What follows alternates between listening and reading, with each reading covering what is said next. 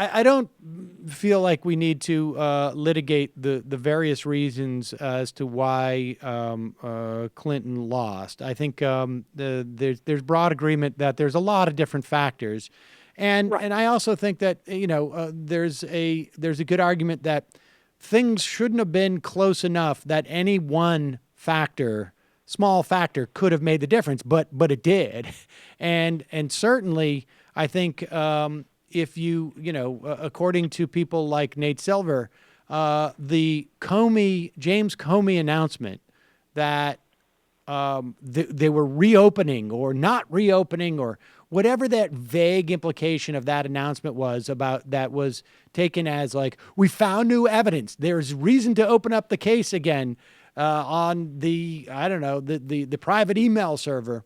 I guess it was yesterday, the warrant that was issued after that announcement 2 days later was brought to light by a FOIA request, and the warrant looks like absolute garbage, apparently. Well, that's what the legal experts say, and I mean, this is like across the board. I haven't read anything. Maybe they're out there. I don't read everything that's written, but nonetheless, I've not read any legal experts saying, "Yeah, this is a good warrant. Lots of probable cause there." I mean, it was very strange. And setting aside the implications of whether or not it was the deciding factor in the election, the fact that it happened at all should be deeply, deeply concerning to Americans. The fact, even if Clinton had won, this should have been deeply, deeply concerning to all Americans. This was a long-standing norm within the law enforcement community, specifically with the FBI and the Department of Justice. In fact, we had a scandal back during the Bush administration about U.S. attorneys who were fired for refusing to do what Comey did. And the Bush administration fired them. There was a huge scandal. I'm sure everybody remembers about that. That was the issue, was that the Bush administration wanted U.S. attorneys to interfere in elections.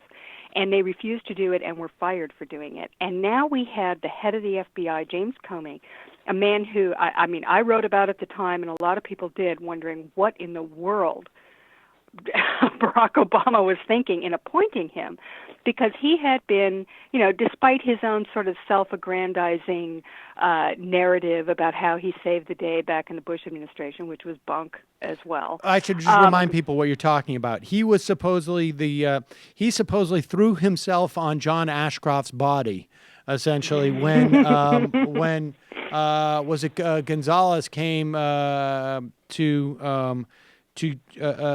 attempt to get Ashcroft to sign off on some warrantless wiretap program. We're not quite sure, I think, what exactly it was, but he supposedly threw himself in between the Bush officials and John Ashcroft in the hospital room.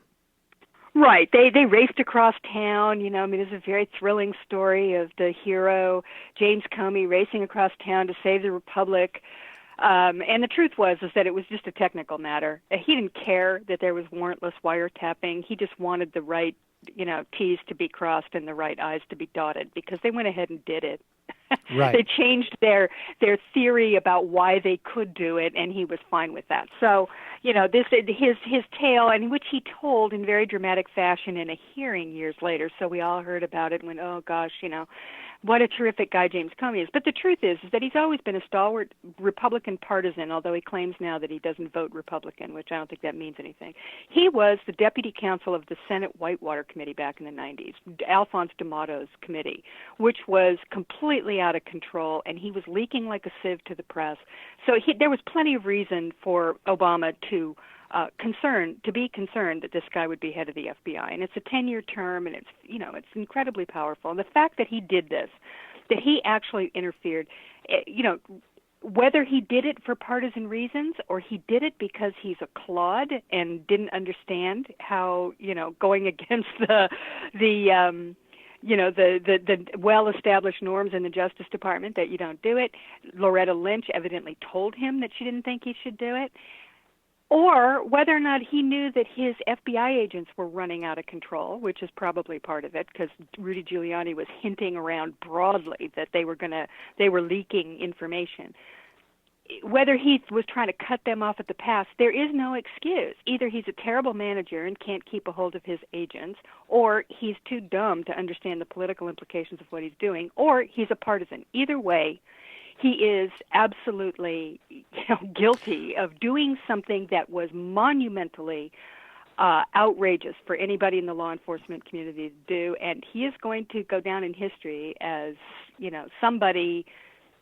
He's but Harry Reid says he calls him J. Edgar Hoover. So there you go. Well, we'll see about that because I guess a lot of that legacy will be determined by Trump's actions, right? Where he places him. That may be, he may have more opportunity to do stuff like that. And let me just add. True. Let me just add two things. One is that one of my theories too as to why he did it may have been that he was just afraid of going in front of these Republican-controlled committees afterwards, and who could theoretically have slashed his funding and whatnot. I mean, I think they could have made his life a living hell, and maybe he thought it wouldn't have that implication on the election. But again, you're in the same place. This is a guy like you don't want this guy in charge of anything.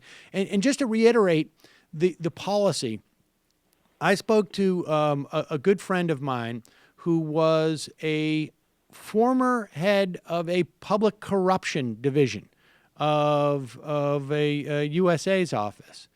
And he said that when he first joined the Department of Justice, wasn't working in Washington, they had, as a rookie or whatever they call them, Comey actually gave a talk to them about the most important thing is that we have is our integrity and that we are seen as not getting involved specifically in elections, right? Because this is the public corruption thing. And he said, you never, ever, ever, it is just like, it is a blanket binary policy. If you are literally like 4 or 5 or 6 months out at least of an election, you just don't do it. You don't make any investigation public.